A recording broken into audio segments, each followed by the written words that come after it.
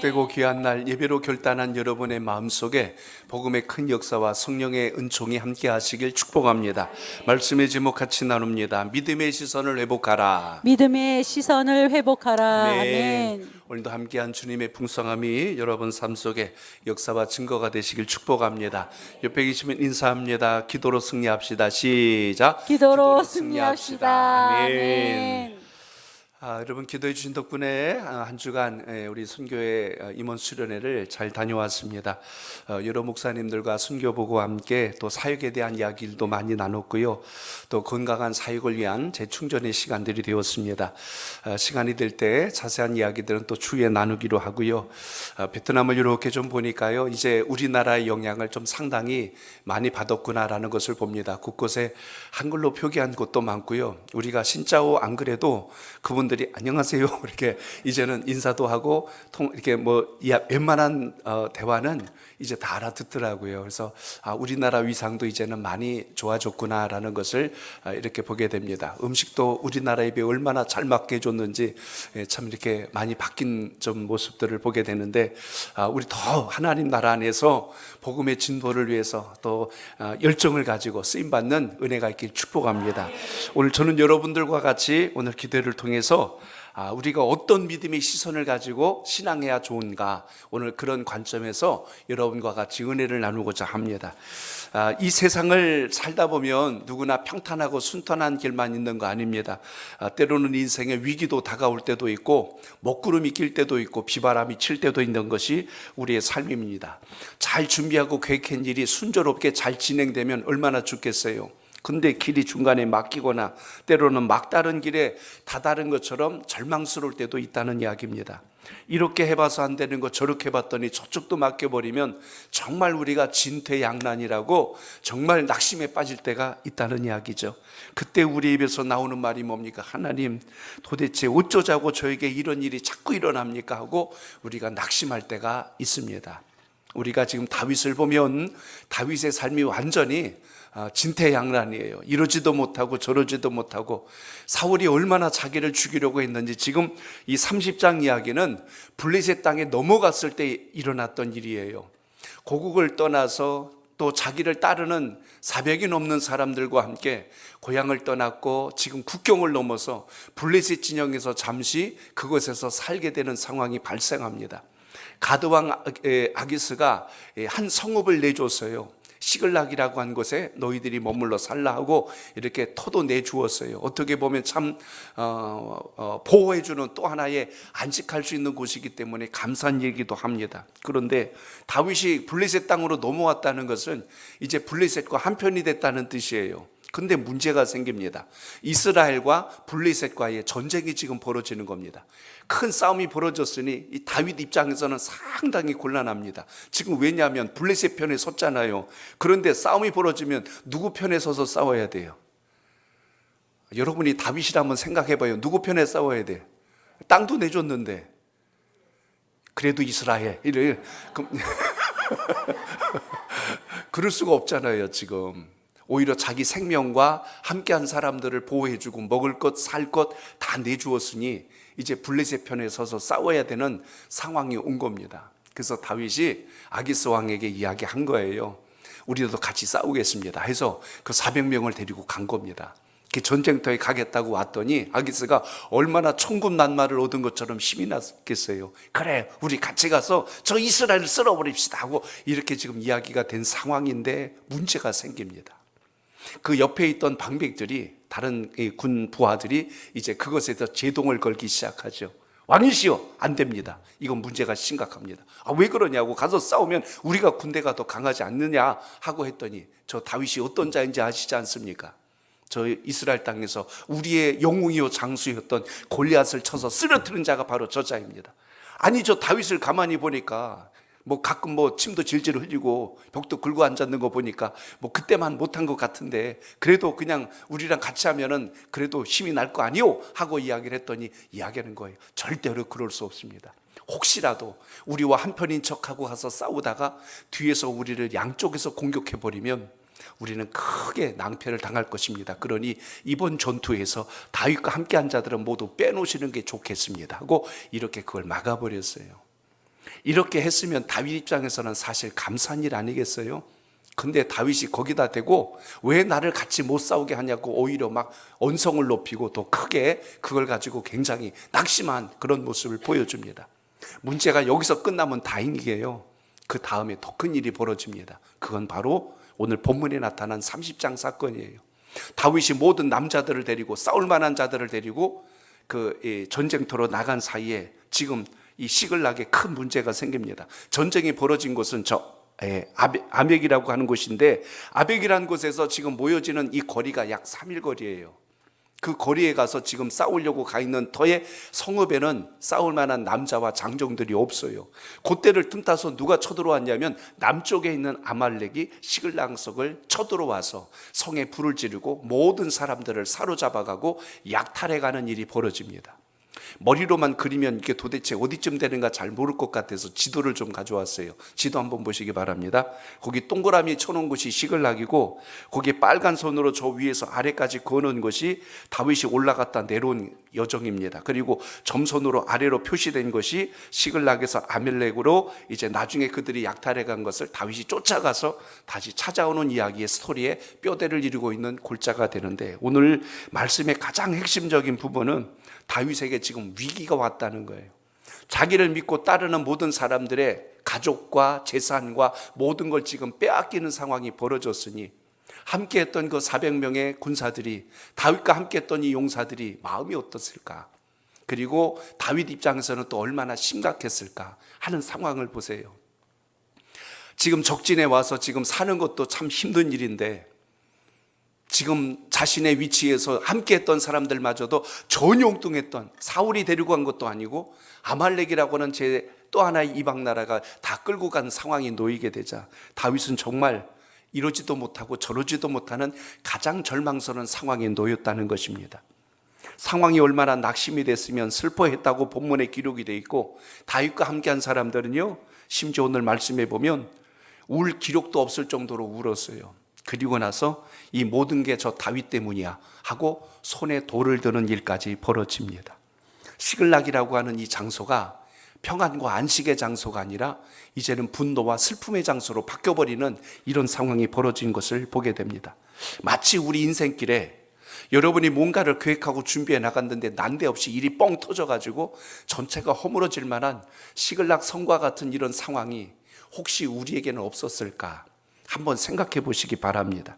이 상황에 놓였을 때 다윗이 어떻게 반응했는지를 보여주는 장면이 오늘 사무엘상서 30장 6절 말씀인데요. 오늘 이 6절 말씀을 중심으로 해서 여러분과 같이 은혜를 나눌 때 다윗의 심정과 함께했던 사람들의 모습과 다윗의 마지막 대처 방법을 살펴보면서 여러분의 신앙과 믿음의 지혜를 얻기를 축복합니다. 자, 6절 읽어볼까요? 30장 6절 시작. 백성들이 자녀들 때문에 마음이 슬퍼서 다윗을 돌로 치자 하니 다윗이 크게 다급하였으나 그의 하나님 여호와를 힘입고 용기를 얻었더라. 아멘. 여기 보니까요, 백성들이 자녀들 때문에 마음이 슬펐고, 아내 때문에도 슬펐을 텐데 왜 아내를 뺐을까 싶어요. 너무너무 슬펐고, 두 번째, 다윗을 돌로 치고자 했고, 다윗이 너무나 크게 다급해했고, 결국 하나님의 은혜를 힘입어서 용기를 갖고 대처하기 시작하였더라.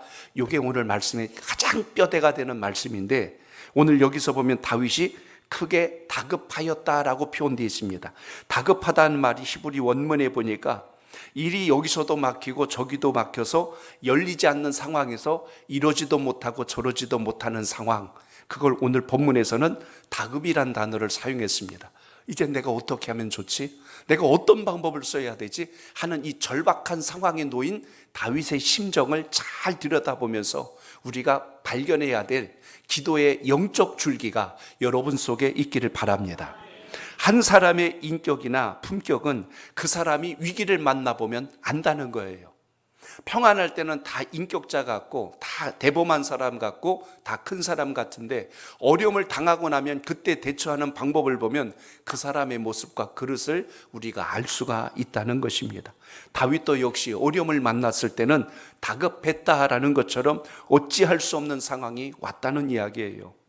그런데 여러분, 우리 삶 속에 이 다급한 시간이 우리가 죽는 시간, 손해보는 시간이 아니라 그 시간을 통해서 여러분이 또 한 번 역전되고 반전되고 일어날 수 있는 기회가 된다는 것을 반드시 기억하시길 축복합니다.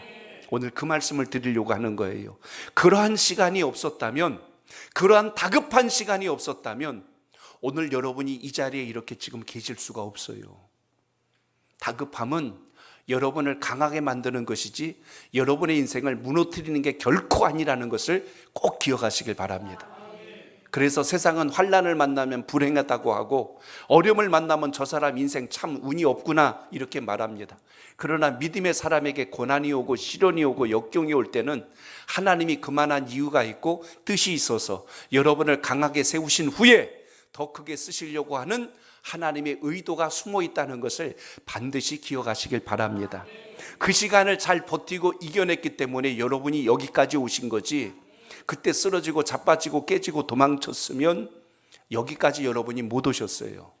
그러니까 여기까지 올 만큼 여러분은 잘 버텨낸 거고 잘 이겨내신 거예요. 그렇기 때문에 여기서 끝나면 안 되는 것이, 그렇게 이겨내고 버텨낸 것이 내 감정과 악을 가지고 버텨낸 게 아니라 하나님의 섭리를 깨닫고 이겨낼 수만 있다면 그 시간은 여러분에게 죽음의 시간이 아니라 절망의 시간이 아니라 불행의 시간이 아니라 더 크게 세우시는 하나님의 역사를 경험한다는 것을 반드시 잊지 않길 바랍니다. 시글락보다 더 중요한 것은 그 상황에서 여러분이 어떻게 반응했느냐 하는 겁니다. 누구에게나 시글락은 다 있어요. 전혀 상상할 수 없는 일이 뻥 터져가지고 자신에게, 함께한 사람들에게 다급한 상황을 만들어낼 수 있습니다. 그렇게 죽고 못 살 것처럼 달싹 붙어서 함께하겠다는 사람이 어느 날 돌을 들고 나를 쳐서 죽이려고 덤빌 때가 있어요.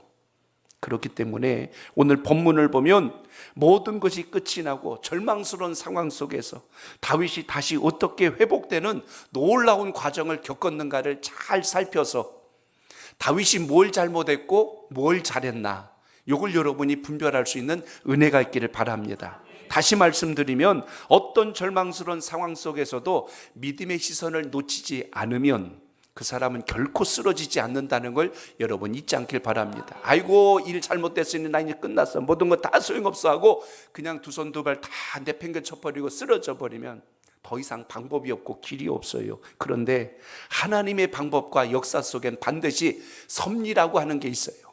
이 섭리를 알아야 그게 나에게 화가 아니라는 걸 비로소 깨닫게 된다는 사실입니다. 그래서 하나님의 시선으로 여러분의 삶을 해석하는 능력, 그게 오늘 이 금요기도회를 통해서 여러분이 꼭 경험하시길 바랍니다. 그러니까 여러분, 기도 한 사람하고 안 한 사람은 거기서 판가름이 나는 거예요. 기도로 훈련된 사람은 위기를 만나면 대처할 방법을 알거든요. 근데 그렇게 안 되면요, 그때 다급하여서 당황하다가 끝나버립니다. 권투 선수들이 하는, 그 코치들이 하는 말이 있어요. 마지막까지 눈 감지 말래요. 상대방이 주먹이 날라온다고 눈 질끈 감아버리면 어디를 어떻게 두들겨 맞을지 모르는 거예요. 상대방이 이렇게 했는데 으악 감았는데 벌써 앞에서 배로 올려 쳐버리면, 맥 놓고 있다가 급소를 맞아버리면 기운이 쪽 빠져서 그냥 주저앉아 버려요.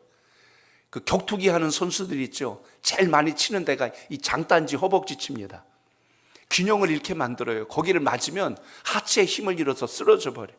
그러니까 딱 상대방의 공격하는 그 자리를 마지막까지 끝까지 보면 방어할 수 있는 힘이 있지만 그걸 눈 감아버리면 끝나버린다는 거예요. 사람이 이상하게 이 본능적으로 눈 감는 게 잘, 누가 이렇게 말해도 큰 거잖아요. 이게 벌써 몸이 그러니까 본능적으로 반응하는데, 훈련한 사람들은 그것에 대해서 내가 방어할 수 있도록 내 이 신경체계에 대해서 방어 능력을 준비하는, 딱 보면 이쪽으로 오는구나 하고 벌써 알고 내가 어떻게 대처해야 될지 아는 것처럼 믿음의 시선이 그런 거예요. 환란이 오고 시글락과 같은 상황이 오면 눈 감아버리고 모든 게 끝나버려서 이러거나, 아니면 될 대로 되라, 언젠간 해결되겠지, 이렇게 가는 사람하고 주님께서 이걸 통하여 무엇을 보여주시려고 하는 것일까, 그까지 시선을 놓지 않는 사람은 완전히 결과가 다르다는 이야기입니다. 그래서 오늘 이 시간 여러분, 우리가 신앙과 믿음을 통하여 또 한 번 기억해야 될 것은, 절망과 낙심의 시간을 만났을 때, 분노와 슬픔의 날을 만났을 때, 우리가 가져야 될 것은 하나님께서 반드시 그것을 통하여 역사하실 것을 붙드는 믿음의 지혜가 있길 축복합니다. 세상이 볼 때는 완전히 초상집같이 슬픔에 젖은 것 같지만 믿음의 시선으로 봤더니 하나님은 그것을 축복의 잔치집으로 바꿔주시려고 준비하고 계셨다는 것을 발견하게 된다는 것입니다. 저를 따라합니다. 기준이 중요합니다. 인생의 위기와 어려움이 왔을 때 원망과 낙심하기 전에 먼저 해야 되는 게 뭐냐면 내 자신을 돌아보는 시간이 필요하다는 겁니다. 그러니까 환경을 보고 투정하고 원망하기 전에 여러분 자신, 우리 자신을 보는 이 습관이 우리 몸에 배워야 되는 것. 마치 권투 선수가 주먹이 날라오면 움찔해갖고 눈 감는 게 아니라 눈을 똑바로 뜨고 어디서 오는가를 보는 것처럼 신앙 안에서는 내 자신을 점검하는 게 그래서 중요하다는 이야기입니다. 하나님의 말씀에 비추어서 내가 지금 바르게 가고 있는지 잘못 가고 있는지에 대한 부분을 점검하는 것, 이것이 대단히 중요하다는 뜻입니다. 세상은 누구에게나 어떤 어려움이 생기면 책임을 추궁하거나 돌을 던지려고 그래요. 어떤 일이 뻥 터지면 이건 누구 때문에 그런 거야, 이건 내가 그래서 그런 거 아니야 하면서 비난과 정죄와 판단, 그리하여서 나는 잘못이 없어, 당신 때문에 우리가 이렇게 어려움을 당한 거야 하고 모든 것에서 자기는 빠져나가려고 하는 이런 습성들이 우리 속에 있다는 것입니다.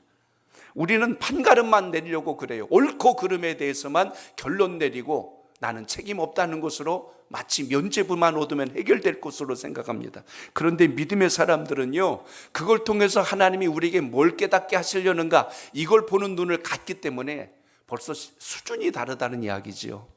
가정에서나 교회에서나 실패를 경험할 때, 어려움을 만날 때 우리 입에서 제일 많이 나오는 말들이 있어요.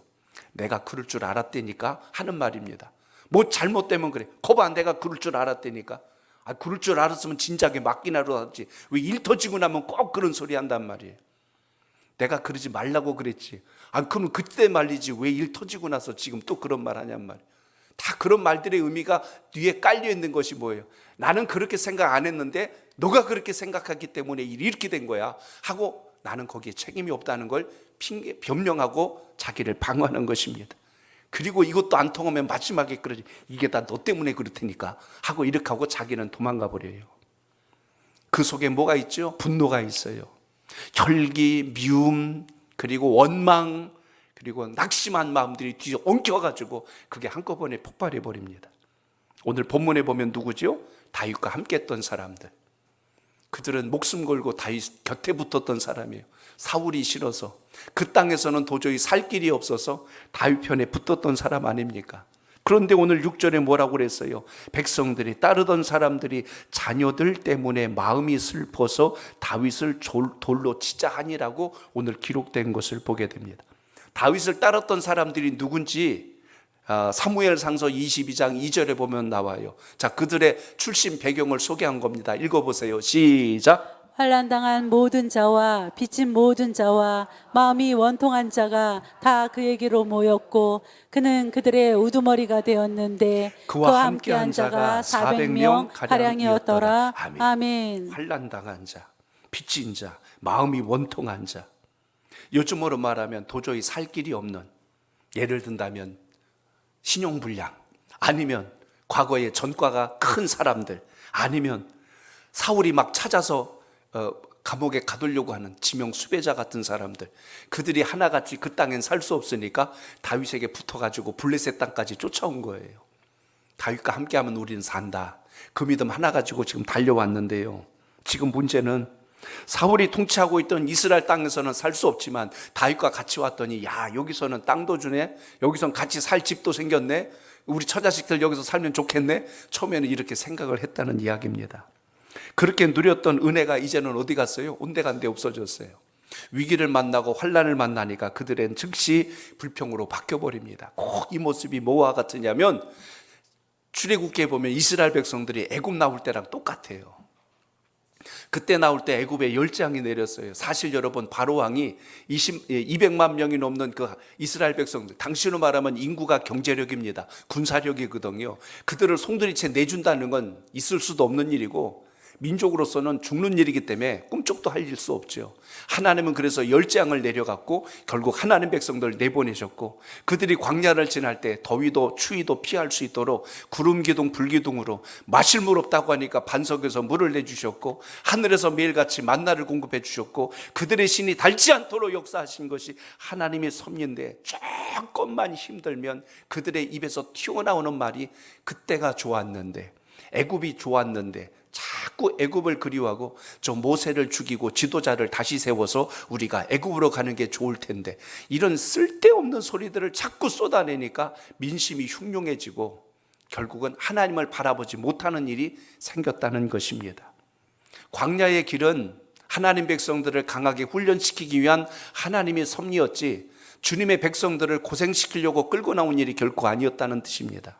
마찬가지로 우리 인생에서도 조금만 힘들면 마치 시글락을 만난 것처럼 본능적으로 우리는 분노를 표출합니다. 하나님 믿고 여기까지 왔는데 왜 이렇게 힘들게 하세요? 왜 이렇게 어렵게 하세요? 왜 이렇게 길이 안 보이는 거예요? 하고 우리가 낙심할 때가 있습니다.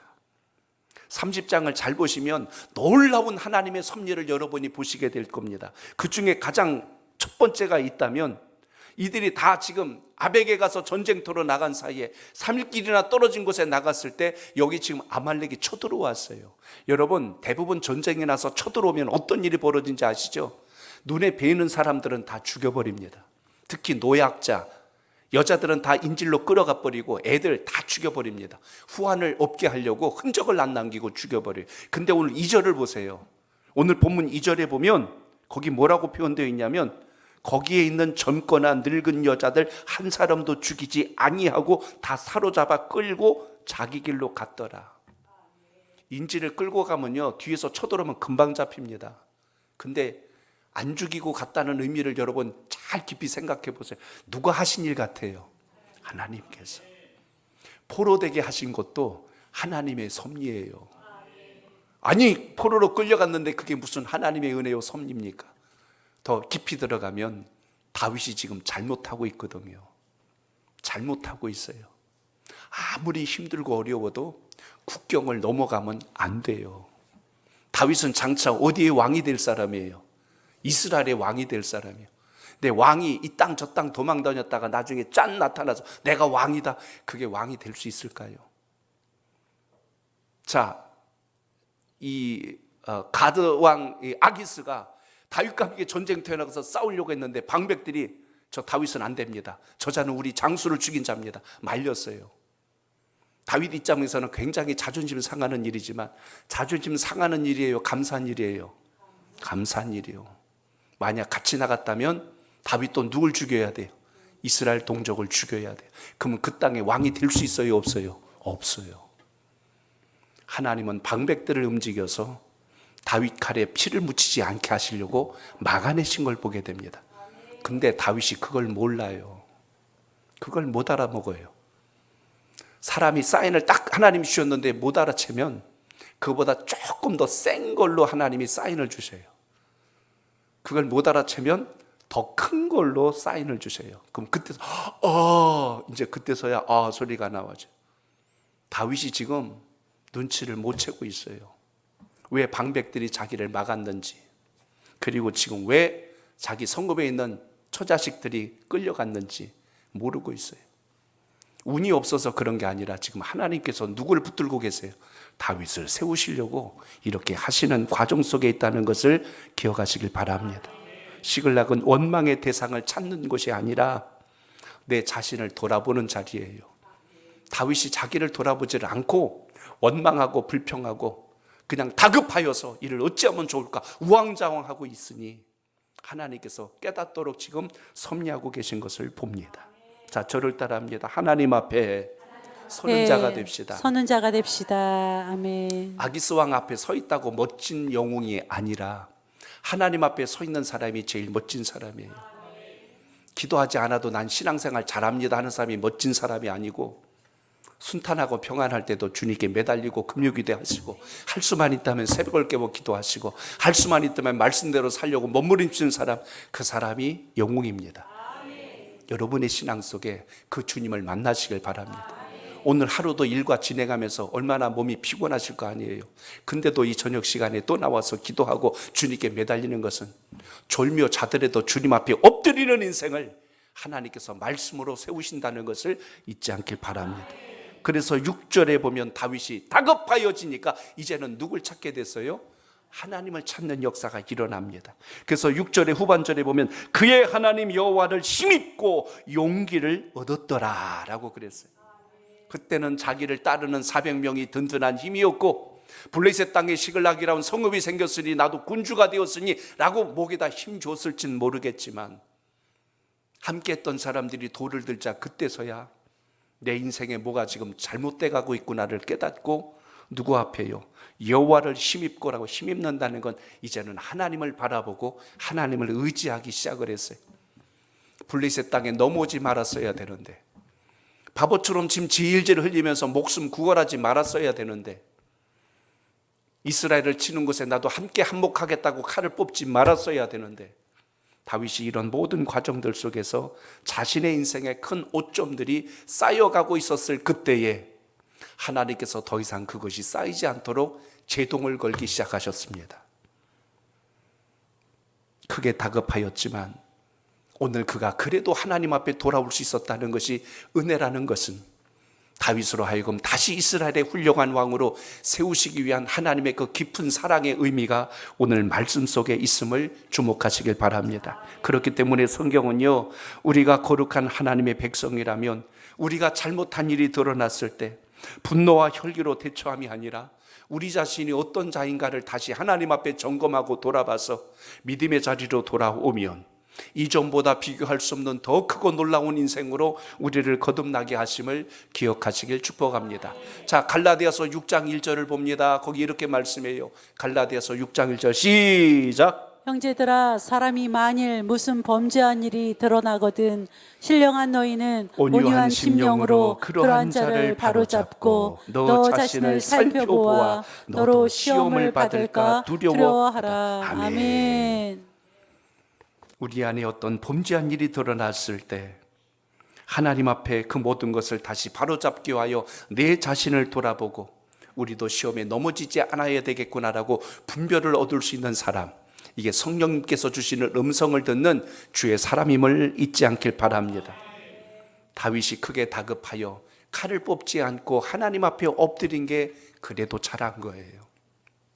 함께한 사람들이 돌을 드니까 이것들이 목숨 살려놓으니까 나를 향해 돌을 들어, 야 내가 포로 잡혀 끌려가게 했냐 이 못된 것들 같으니라고 그 자리에서 칼부림이 났다면, 다윗 편의 선자와 400명에 속한 자들이 또 여기서 전쟁이 났다면 이건 진짜 가관도 아닐 겁니다. 아이고 자기들 땅에서 도망쳐오더니 지들끼리 칼질하고 앉았네. 완전히 이방 땅에서 망신거리, 부끄러움거리, 창피한 모습을 보였을 거예요. 믿음의 사람이라면 내 마음의 시글락 때문에 분노하고 혈기를 낼 것이 아니라, 원망의 장소로 만들 것이 아니라 우리 자신을 돌아보고 부족함을 성찰하고 회개하여서 회개의 자리로 갈 수 있고 회복의 자리로 가는 그것이 믿음의 사람이라는 것을 오늘 이 시간 기억할 수 있기를 바랍니다. 하나만 더 말씀을 드려요. 따라합니다. 나 자신을 돌아보는 지혜가 있어야 합니다. 지혜가 있어야 합니다. 다윗이 시글락에서 분노하지 않는 이유가 바로 이겁니다. 이쯤 상황이 되면 자기를 향하여 돌을 던지려고 하면 다급하여서 다윗이 칼을 뽑았더라 이렇게 되지 않고 여호와를 힘입어 하나님 앞에 용기를 얻었다고 하는 것처럼 다윗의 행동은 이제 주님께 모든 것을 의탁하고 묻는 과정으로 들어간 것을 보게 됩니다. 다윗이 분노하여 부하들을 봤다면 아마 분노의 칼을 뽑아서 큰 사단이 일어났을 것입니다. 그러나 다윗은 자기 자신을 본 거예요.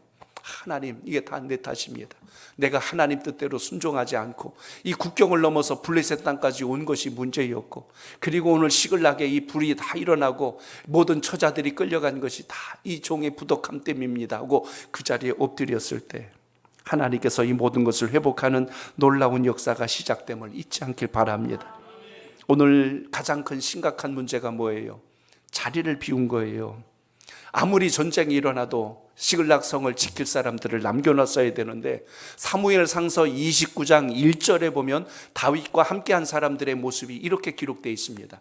29장 1절 같이 볼까? 시작.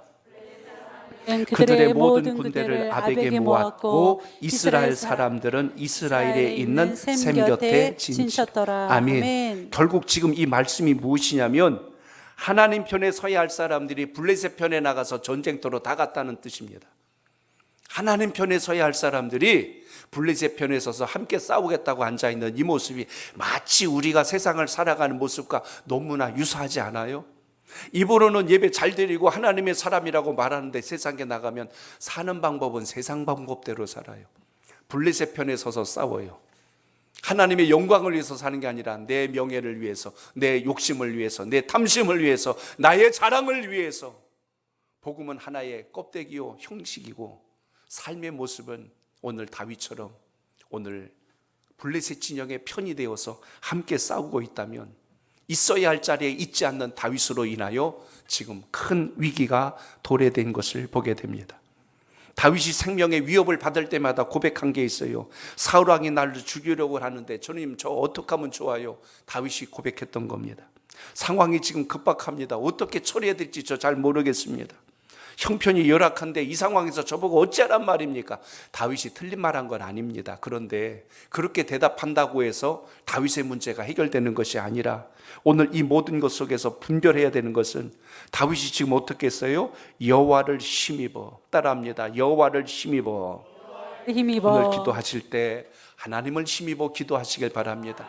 내 서운함과 원망만 붙들고 앉아갖고 넋두리 하지 말고 하나님을 힘입으면 하나님께서 여러분을 향한 주의 음성을 들려주실 것이고 여러분이 가야 할 방향을 보여줄 것이고 여러분이 어떤 자리에 서야 회복되어야 되는지 보여주신다는 뜻입니다. 그렇기 때문에 오늘 다윗이 지금 아기스를 통하여 지금 자기 인생의 어떤 해결책과 돌파구를 찾으려고 매달린 것을 하나님이 송두리째 바꾸는 이 과정 속에서 우리는 다시 한 번 더 그에게 만났던 위기와 어려움은 하나님이 세우시는 놀라운 축복의 기회요 은혜의 기회라는 것을 잊지 말고 이 믿음 갖고 승리하는 우리 모두가 되시길 축복합니다. 그래서 사무엘상서 29장 5절도 봅니다. 거기 이렇게 말씀해요. 시작. 블레셋 사람의 방백들이 그에게 노한지라. 나와요? 제가 다시 읽겠습니다. 블레셋 방백들이 그에게 이르러 이 사람을 돌려보내어 왕이 그에게 정하신 그 초소로 가게 하소서. 그는 우리와 함께 싸움에 내려가지 못하리니 그가 전장에서 우리의 대적이 될까 하나이다. 그가 무엇으로 그 주와 다시 화발일까? 이 사람들의 머리로 하지 아니하겠나이까라고 기록되어 있습니다. 이 말씀 속에 보면 하나님의 뜻이 아닌 길을 갈 때 하나님은 누구까지 들어 쓰셨냐면 하나님의 사람이 아닌 사람들까지도 들어서 쓰시는 것을 여러분 기억하시길 바랍니다. 그렇기 때문에 믿음의 사람은 그걸 잘 보셔야 돼요. 하나님과 상관없는 사람이 갑자기 움직이기 시작했다면 저 사람은 주님과 상관도 없는 사람인데 왜 저래? 그것이 아니라 그 사람을 통해서도 하나님은 일하고 계신다는 것을 오늘 기억하시길 바랍니다. 그러므로 다윗이 그 상황 속에서 지혜롭게 빨리 분별했으면 얼마나 좋았어요. 근데 분별을 못했어요. 다윗에게 있어서 시편에 보면 나의 주 나의 하나님이라고 여호와 하나님을 나의 주라고 고백했던 그 다윗인데 블레셋 땅에 갔을 때는 주가 바뀌어버렸어요. 누구의 종이라고 고백하냐면 나는 아기스의 종입니다. 당신이 나의 주라고 고백하는데요. 사무엘상서 29장 8절 보세요. 거기 이렇게 말씀합니다. 8절 한번 봅니다. 시작. 다윗이 아기스에게 이르되 내가 무엇을 하였나이까? 내가 당신 앞에 오늘까지 있는 동안에 당신이 종에게서 무엇을 보셨기에 내가 가서 내 주 왕의 원수와 싸우지 못하게 하시나이까 하니. 아멘. 방백들이 막으니까 다윗이 혈기를 내면서 아기스 왕에게 한 이야기예요. 아기스 왕 앞에서 뭐래? 나는 당신의 종입니다. 당신은 나의 왕입니다. 그런데 왜 나로 하여금 저 원수와 같은 저들과 싸우지 못하게 하십니까? 굉장히 아기스가 들을 때는 충성스러운 한 장수의 이야기처럼 들리지만 다윗이 지금 고백하는 이 말은 하나님을 너무나 서운하게 하는 이야기예요.